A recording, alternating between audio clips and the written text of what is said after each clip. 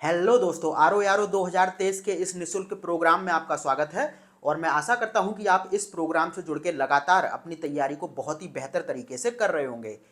तो हम लोग कर रहे थे भारत के भूगोल का अध्ययन, और पिछली वीडियो में हम लोगों ने भारत के प्रायद्वीपीय पठार के अंतर्गत अरावली पर्वतमाला और मालवा पठार को खत्म कर लिया था। और आज की इस वीडियो में हम लोग विंध्यन पर्वत श्रेणी, सतपुड़ा श्रेणी, छोटा नागपुर पठार, दंडकारण्य पठार, शिलोंग पठार और दक्कन के पठार का अध्ययन करने वाले हैं। और ये सभी स्थलाकृतियाँ आपके एग्जाम पॉइंट ऑफ व्यू से बहुत ही इंपॉर्टेंट हैं।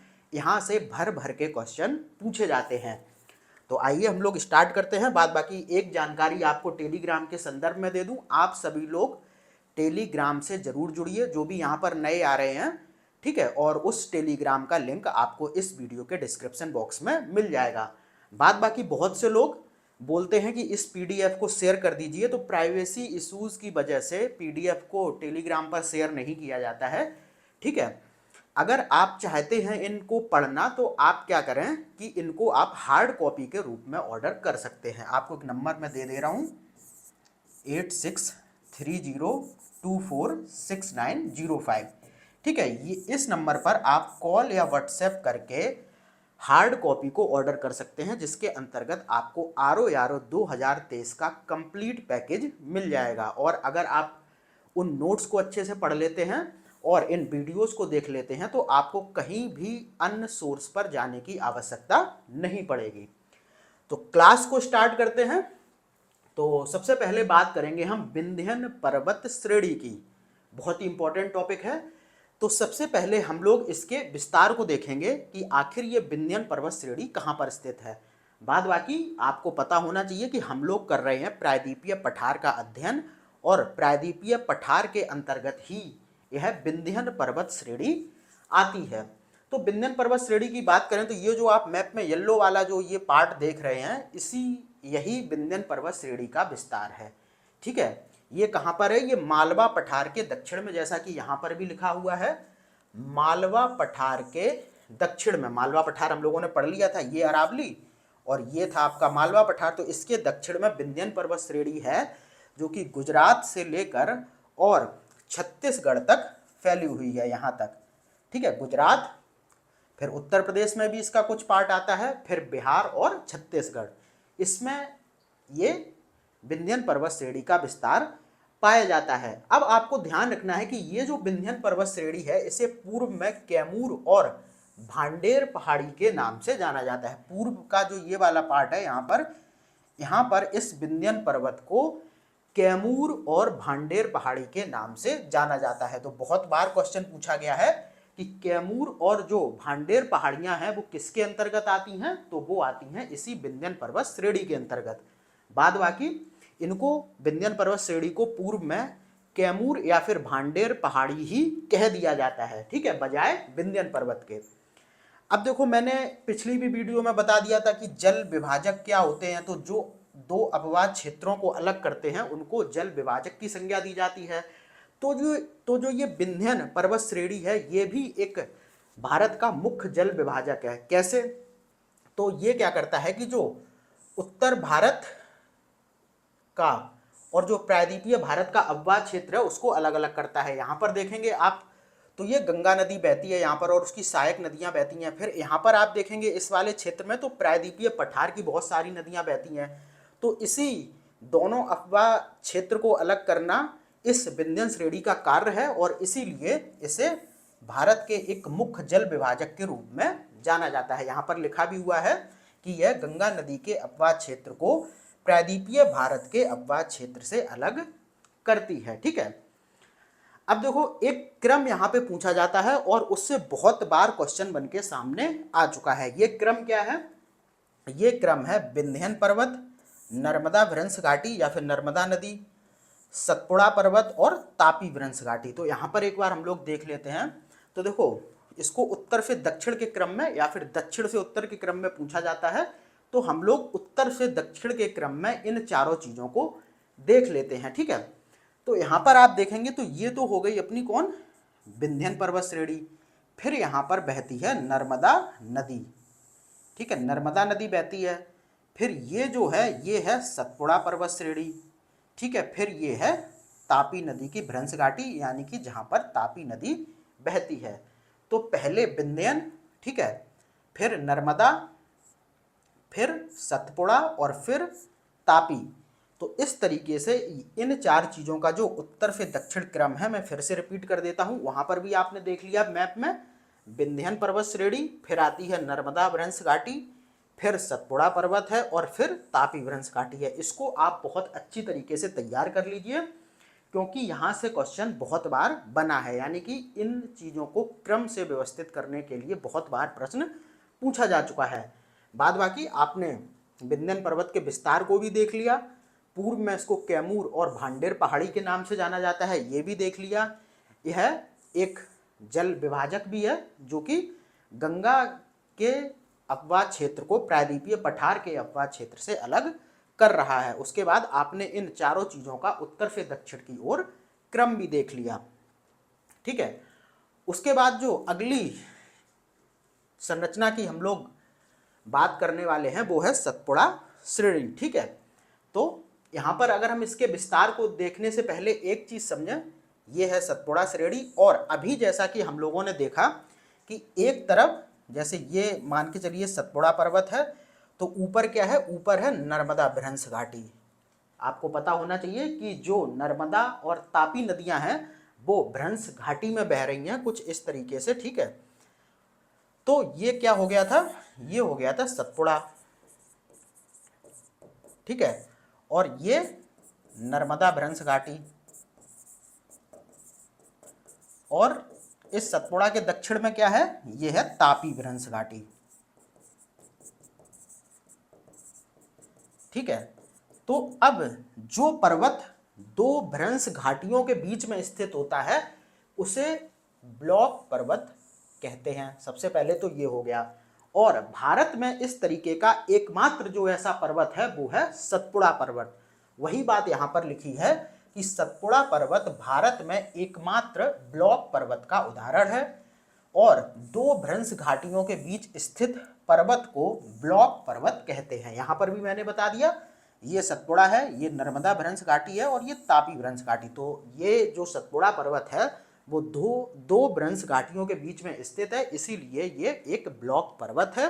और भारत में एकमात्र ब्लॉक पर्वत का उदाहरण सतपुड़ा पर्वत है। अब अगर हम इसके विस्तार को देखें तो ये गुजरात से और यहाँ छत्तीसगढ़ तक छोटा नागपुर पठार तक फैला हुआ है, ठीक है।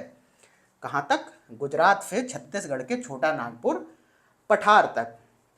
बाद बाकी ये मध्य प्रदेश में भी है, ये मध्य प्रदेश का हिस्सा तो आएगा ही, ठीक है। अब देखो यहाँ पर आपने विस्तार को देख लिया, फिर एक चीज यहाँ पर समझने वाली है कि यहाँ पर मध्य प्रदेश में 3 इंपॉर्टेंट चोटियाँ इस सतपुड़ा पर्वत श्रेणी के अंतर्गत आती हैं। कौन कौन सी, मैकाल, महादेव और राजपीपला। अच्छा, इससे भी क्वेश्चन बन चुका है इनके क्रम को लेके।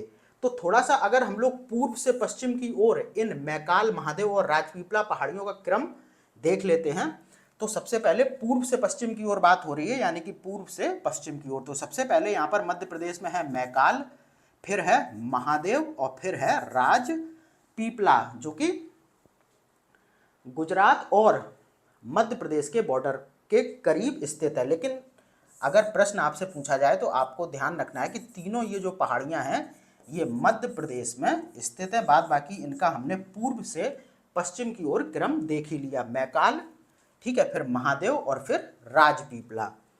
तो यहाँ पर एकमात्र ब्लॉक पर्वत का उदाहरण सतपुड़ा पर्वत हो गया। ब्लॉक पर्वत मतलब जो 2 भ्रंश घाटियों के बीच में स्थित होता है। इसके विस्तार को आप लोगों ने देखा, गुजरात से छत्तीसगढ़ के छोटा नागपुर पठार तक फैला हुआ है। और इस पर जो 3 प्रमुख चोटियां पूर्व से पश्चिम कौन कौन सी, मैकाल, महादेव और राजपीपला है, जो कि मध्य प्रदेश में स्थित है, ठीक है। आगे बढ़ें तो अब देखो, जो सतपुड़ा पर्वत की जो सबसे ऊंची चोटी है उसका नाम क्या है, सबसे पहले तो यही इंपॉर्टेंट है, तो ये है धूपगढ़ चोटी। तो सतपुड़ा पर्वत की सबसे ऊंची जो चोटी है वो है धूपगढ़ चोटी, जिसकी ऊंचाई 1350 मीटर है। अगर ब्रैकेट में मैंने यहाँ पर ऊंचाई लिखी है तो आप मान के चलिए किसी ना किसी एग्जाम में ये ऊंचाई पूछी गई होगी, तो आपको इसको इग्नोर नहीं करना है। बहुत बार आप लोग इग्नोर कर देते हैं, लेकिन यहाँ पर आपको याद रखना है, ठीक है। तो सबसे पहले तो सतपुड़ा पर्वत की जो सबसे ऊंची चोटी है वो है धूपगढ़ चोटी, और इसकी ऊंचाई है 1350 मीटर। बाद बाकी अगर इसकी अवस्थिति की बात करें तो ये महादेव पहाड़ी पर स्थित है। कहाँ पर? महादेव पहाड़ी पर। ये जो हम लोग बात कर रहे थे महादेव पहाड़ी, यहाँ पर ये मध्य प्रदेश में महादेव पहाड़ी पर धूपगढ़ चोटी स्थित है, जो कि सतपुड़ा पर्वत की सबसे ऊंची चोटी है और इसकी ऊंचाई 1350 किलोमीटर है। उसके बाद देखो, बहुत बार प्रश्न पूछा गया है कि पंचमढ़ी हिल स्टेशन कहाँ पर स्थित है। तो मोटा मोटी इसका आंसर तो मध्य प्रदेश हो गया, लेकिन आपको ध्यान रखना है कि ये जो धूपगढ़ चोटी है उसी के पास में ये पंचमढ़ी हिल स्टेशन है। तो पंचमढ़ी हिल स्टेशन की अवस्थिति को थोड़ा सा अगर हम लोग विस्तार से देखें तो ये कहाँ पर है? धूपगढ़ चोटी के पास में। और धूपगढ़ चोटी कहाँ पर स्थित है? महादेव पहाड़ी पर, और महादेव पहाड़ी मध्य प्रदेश में। इस तरीके से आप चीज़ों को कनेक्ट करके चलेंगे तो कभी भी आपका प्रश्न गलत नहीं होगा, चाहे प्रश्न कितना भी घुमावदार आ जाता है। उसके बाद देखो, जो मैकाल पहाड़ी है, ठीक है, मैकाल पहाड़ी ये भी मध्य प्रदेश में स्थित है। तो आपको ध्यान रखना है कि जो ये मैकाल पहाड़ी है ये मध्य प्रदेश और छत्तीसगढ़ की सीमा बनाती है। अभी आप लोगों ने देखा कि जो सतपुड़ा पर्वत का जो सबसे पूर्वी चोटी थी वो थी मैकाल पहाड़ी। अभी जो 3 चोटियां आपने देखी उनमें, ठीक है, उनकी बात मैं कर रहा हूँ। तो उसमें जो मैकाल पहाड़ी है वो मध्य प्रदेश और छत्तीसगढ़ की सीमा बनाती है।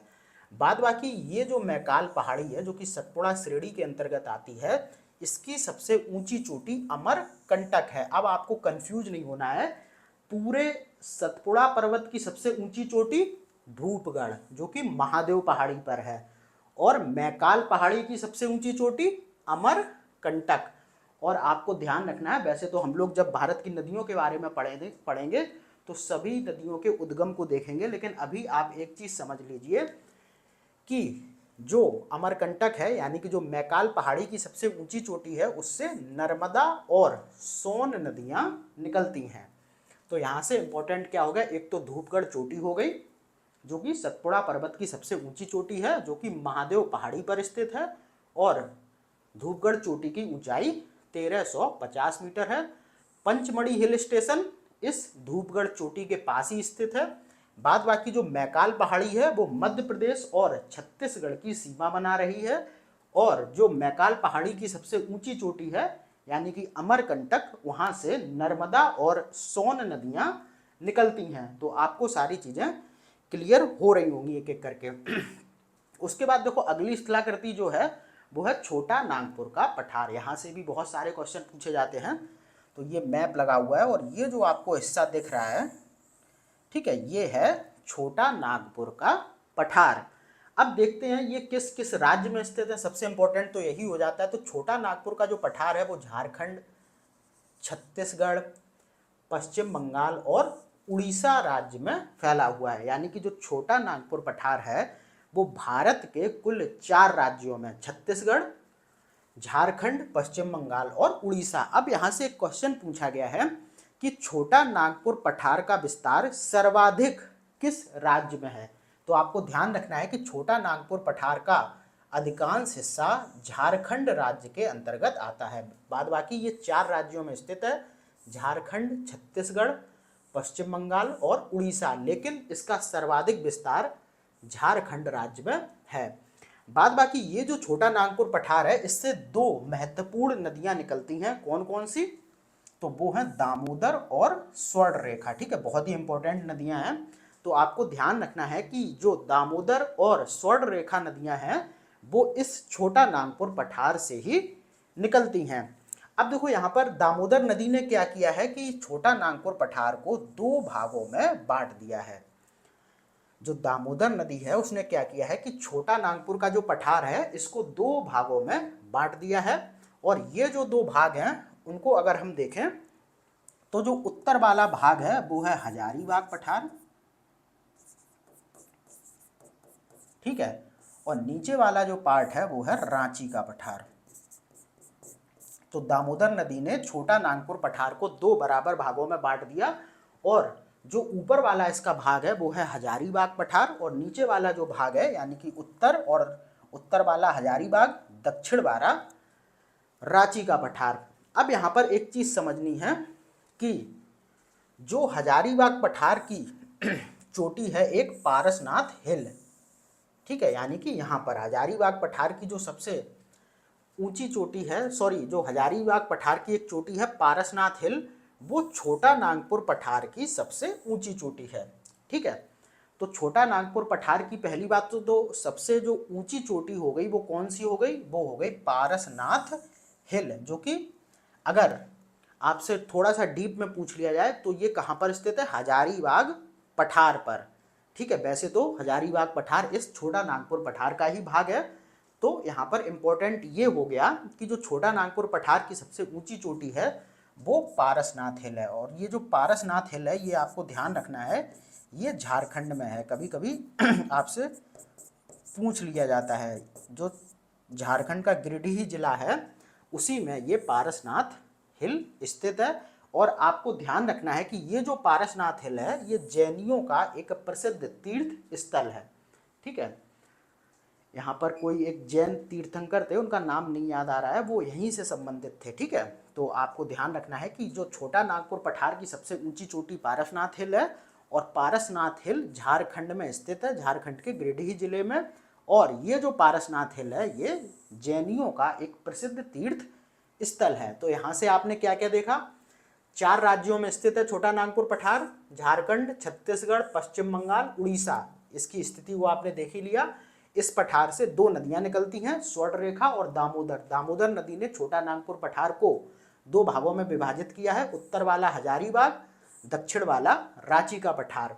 और इसी हजारीबाग वाले पठार पर पारसनाथ हिल है, जो कि छोटा नागपुर पठार की सबसे ऊंची चोटी है। और यही जो पारसनाथ हिल है ये जैनियों के लिए एक प्रसिद्ध तीर्थ स्थल है। बाद बाकी पारसनाथ हिल की अवस्थिति की बात करें तो ये झारखंड के गिरिडीह जिले में स्थित है, ठीक है। इतनी बात यहाँ से आपको समझनी थी।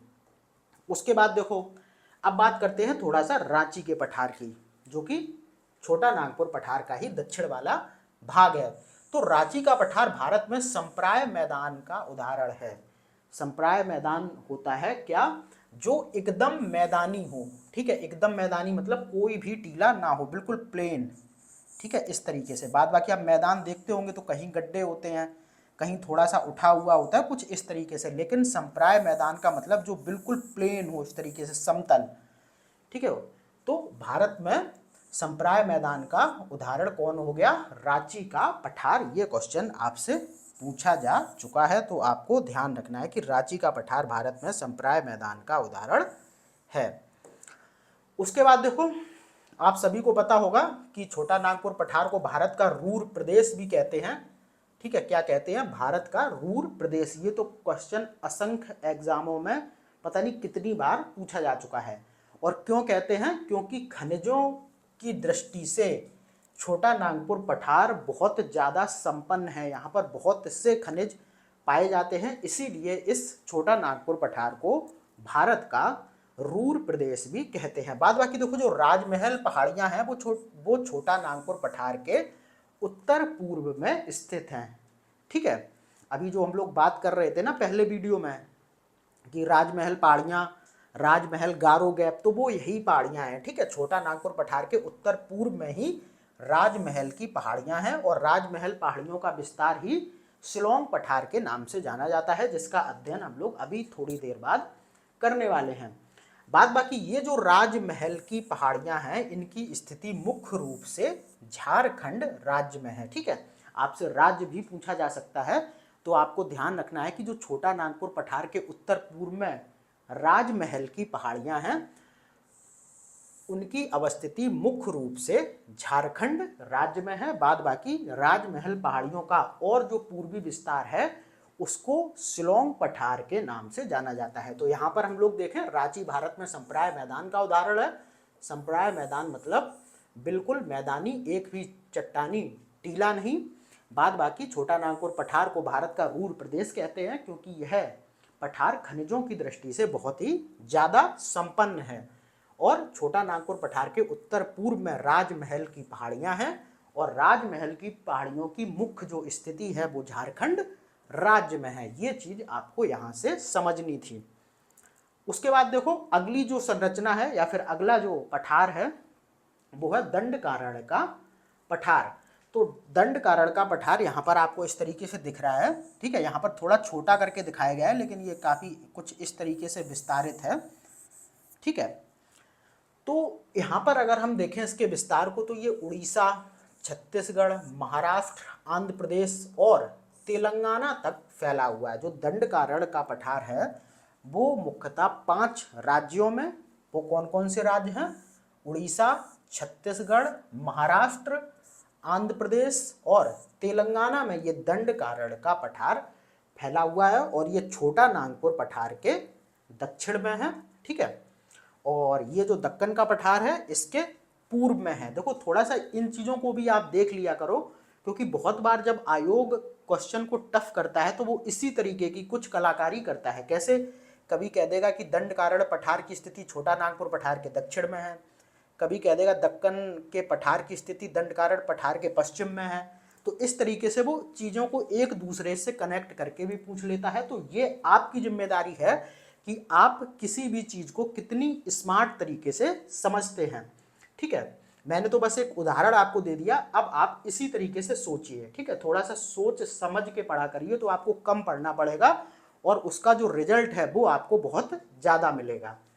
तो यहाँ पर बात हम कर रहे थे दंडकारण्य पठार की, जो कि उड़ीसा, छत्तीसगढ़, महाराष्ट्र, आंध्र प्रदेश और तेलंगाना में फैला हुआ है। बाद बाकी दंडकारण्य पठार की अगर हम भारत के मैप पर स्थिति की बात करें तो ये मध्यवर्ती भाग में स्थित है यहाँ पर इसीलिए यहाँ पर थोड़ा सा आपको पूर्व की तरफ दिख रहा हो, लेकिन एक बार प्रश्न ये जरूर पूछा जा चुका है और उसके उत्तर को मध्यवर्ती भाग ही माना गया था। तो आपको याद रखना है कि दंडकारण्य पठार की स्थिति भारत के मध्यवर्ती भाग में है और जैसा कि छोटा नागपुर पठार था उसी तरीके से ये भी पठार है।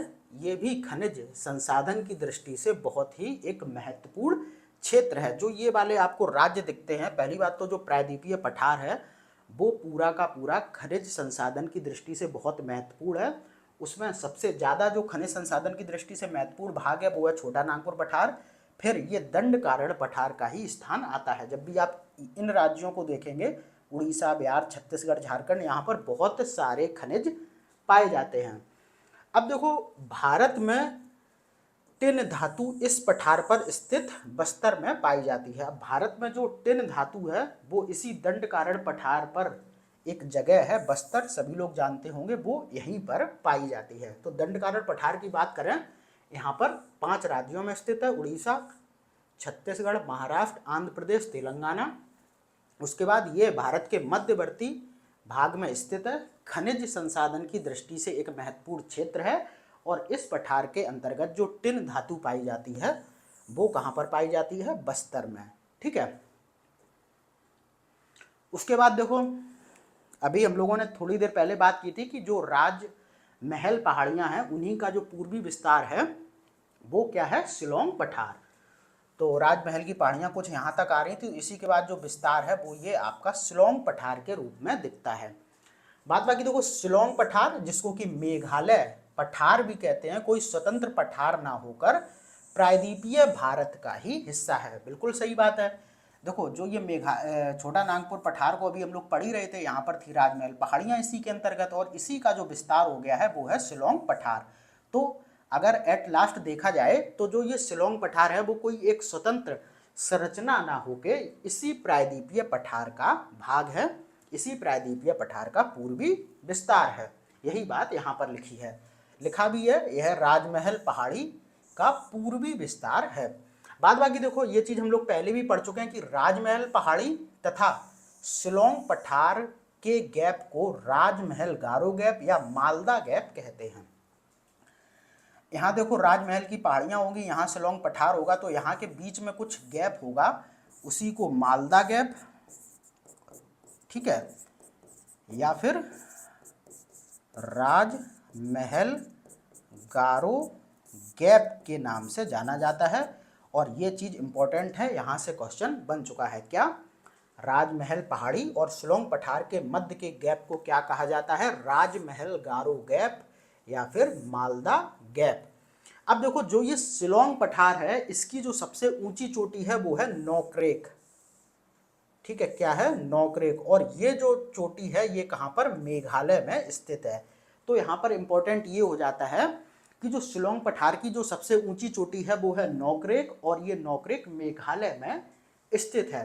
बाद बाकी शिलोंग पठार के अंतर्गत ही गारो, खासी और जैंतिया पहाड़ी हैं। इनको हम लोगों ने, जब हम लोग हिमालय की पूर्वोत्तर क्षेत्र को पढ़ रहे थे तब भी हम लोगों ने चर्चा की थी, वहां पर भी आपको बताया था कि गारो, खासी, जैंतिया जो पहाड़ी हैं वो हिमालय का भाग ना होकर प्रायद्वीपीय पठार का भाग है। तो अब आपके सामने चीजें एकदम क्लियर हो रही हैं कि मेघालय की जो गारो, खासी और जैंतिया पहाड़ी हैं ये शिलोंग पठार का भाग हैं, और शिलोंग पठार प्रायद्वीपीय पठार का हिस्सा है। उसके बाद मैंने आपको मिकिर और रेंगमा के बारे में भी बताया था जो कि असम में स्थित हैं। ये भी हिमालय का भाग ना होकर इसी शिलोंग पठार का भाग है। तो अब देखो यहाँ पर देख लेते हैं फटाफट। शिलोंग पठार स्वतंत्र पठार नहीं है, ये प्रायद्वीपीय पठार का हिस्सा है। राजमहल जो पहाड़ियां हैं उसका जो पूर्वी विस्तार है वही शिलोंग पठार है। ठीक है, उसके बाद जो ये राजमहल की पहाड़ियां हैं और शिलोंग पठार के बीच के जो गैप है उसको मालदा गैप या फिर राजमहल गारो गैप कहते हैं। शिलोंग पठार की जो सबसे ऊंची चोटी है वो है नोक्रेक जो कि मेघालय में स्थित है। बाद बाकी इसी शिलोंग पठार पर मेघालय में गारो, खासी और जैंतिया पहाड़ी हैं, और असम में मिकिर और रेंगमा। ठीक है, तो ये चीजें आपको मेघालय या फिर शिलोंग के पठार के अंतर्गत समझनी थी।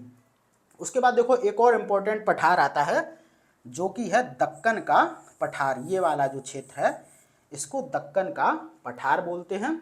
ठीक है, और अगर इसकी स्थिति की बात करें थोड़ा सा हम लोग उसी तरीके से, तो ये सतपुड़ा के दक्षिण में, पश्चिमी घाट के पूर्व में और पूर्वी घाट के पश्चिम में स्थित है। कुछ इसी तरीके से यहाँ पर लिखा हुआ है, दक्कन का पठार सतपुड़ा, पश्चिमी घाट तथा पूर्वी घाट के बीच में स्थित है। सतपुड़ा ये हो गई, पश्चिमी घाट ये हो गया, पूर्वी घाट ये हो गया, और इसके बीच में दक्कन का पठार स्थित है। बाद बाकी आपको ध्यान रखना है कि जो दक्कन का पठार है वो मुख्य रूप से दक्कन ट्रैप की चट्टानों से बना हुआ है।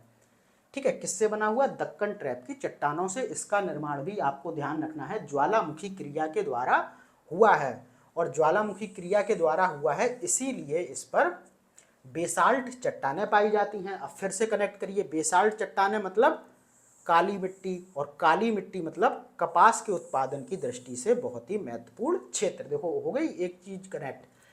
तो ऐसे ही आपको सारी चीजें कनेक्ट करके पढ़नी हैं।